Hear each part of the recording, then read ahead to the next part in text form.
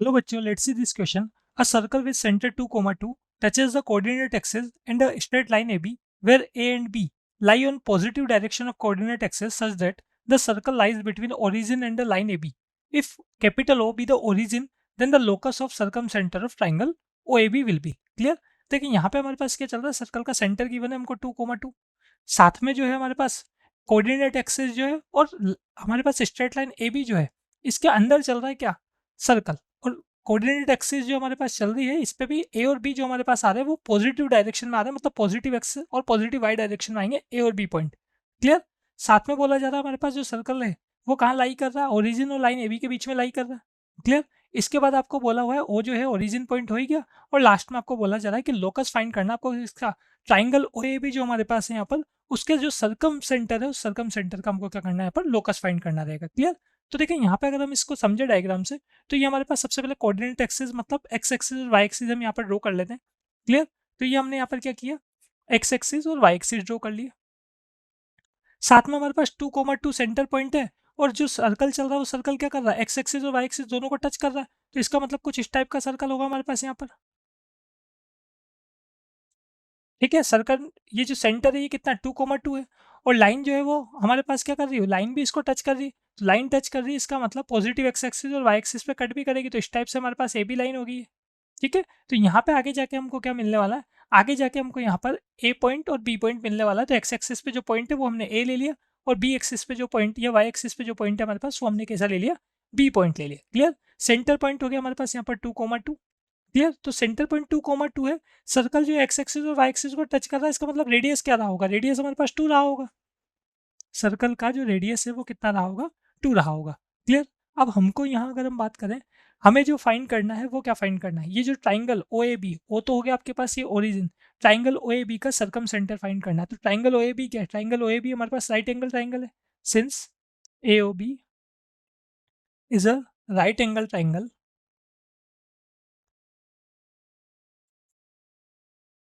Right angle triangle है, तो right angle triangle है, तो इस केस में हमारे पास जो सर्कम सेंटर होगा वो सर्कम सेंटर क्या होगा, ए बी का मिड पॉइंट होगा। ठीक है, so circumcentre of triangle O A B, ये क्या होगा हमारे पास, ये होगा यहाँ पर mid point of A B. Clear? अब देखो सबसे पहले तो हम क्या करते हैं, यहाँ पर रिज्यूम कर लेते हैं ए पॉइंट जो है, देखो ए पॉइंट एक्स एक्सिस पर है तो इसका वाई कोऑर्डिनेट क्या होगा, 0। तो इसके कोऑर्डिनेट ले लिए मैंने ए कोमा 0। ऐसे ही बी जो है हमारे पास, इसका एक्स कोऑर्डिनेट 0 होगा, तो इसका ये हम अज्यूम कर लेते हैं 0 कोमा बी हो गया। ठीक है, अब मिड पॉइंट क्या होगा, मिड पॉइंट ये पॉइंट होगा आपके पास यहाँ पे। तो ये जो मिड पॉइंट है सिंपल इसको मैं एम से डिनोट कर लेता हूँ, इसके हम यहाँ पर क्या कर लेते हैं, कोऑर्डिनेट देख लेते हैं। तो एम पॉइंट के कोऑर्डिनेट की अगर हम बात करें, तो एम पॉइंट के कोऑर्डिनेट को अज्यूम कर लेते हैं हम कैसा, एच कोमा के, जिसका हमको लोकस फाइंड करना होता है उसको हम क्या करते हैं, एच कोमा के लेते हैं। ठीक है, तो मिड पॉइंट फॉर्मूला क्या होता है, x1 प्लस x2 बाई 2। तो एच किसके इक्वल होगा, a प्लस 0/2 के।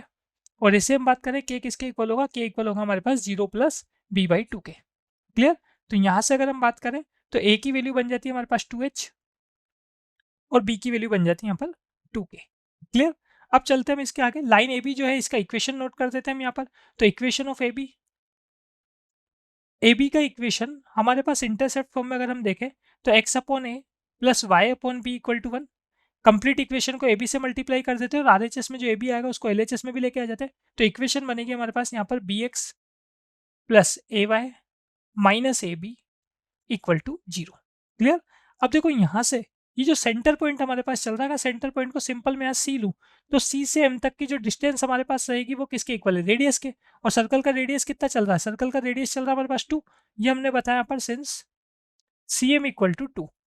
तो पॉइंट और लाइन के बीच के डिस्टेंस का फॉर्मूला लगा देते हैं पहले तो हम यहाँ पर, A X one plus B Y one plus C upon square root A square plus B square, और इक्वल टू में क्या नोट कर देंगे, 2 नोट कर देंगे। ठीक है, तो ये हमारे पास यहाँ पर पॉइंट टू हो गया 2, 2, और लाइन की इक्वेशन हो गई b x plus a y minus A b equal to 0। ठीक है, तो डिस्टेंस फॉर्मूला लगाया आपने यहाँ पर, सबसे पहले 2 रखोगे एक्स की जगह तो 2b, फिर वाई की जगह भी 2 रखोगे तो 2a माइनस ए बी अपॉन में रूट ए square plus B square, X और वाई के कोफिशिएंट के स्क्वायर का सम, और इक्वल टू में आ गया हमारे पास यहाँ पर 2। क्लियर? अब यहाँ हम क्या करते हैं इसको सोल्व करने के लिए, ये जो है हमारे पास रूट ए स्क्वायर प्लस बी स्क्वायर, इसको आर एच एस में लेके चले जाते हैं। क्लियर? तो ये हमारे पास 2b plus 2b plus 2a minus A b equal to 2√a² plus B square. ठीक है, ए और बी की वैल्यू पुट कर देते हैं। ए है 2h और बी है 2k। ए की वैल्यू या बी की वैल्यू सबसे पहले हमने 2k पुट की तो ये 4k हो गया। फिर ए की वैल्यू 2h पुट की हमने तो यहाँ पर 4h हो गया हमारे पास। माइनस ए बी करेंगे तो 4hk हो गया हमारे पास। इक्वल टू में चल रहा है हमारे पास यहाँ पर 2 के साथ स्क्वायर रूट में ए स्क्वायर प्लस बी स्क्वायर, तो ए स्क्वायर प्लस बी स्क्वायर करेंगे तो 4h square plus 4k square आएगा। ठीक है, तो 4h square plus 4k square जब बाहर आएगा तो हमारे पास कितना बनेगा, 2 बनेगा। तो 2 बनेगा तो यहाँ कितना बन जाएगा, 4 बन जाएगा। और एलएचएस में भी सभी में 4 है, तो ये सारे कॉन्स्टेंट क्या हो जाएंगे, एलएचएस का 4 और आरएचएस का ये 4, ये हमारे पास क्या हो जाएगा, कैंसिल हो जाएगा यहाँ पर। क्लियर, तो ये एच के को हमने रख लिया एक तरफ यहाँ पर।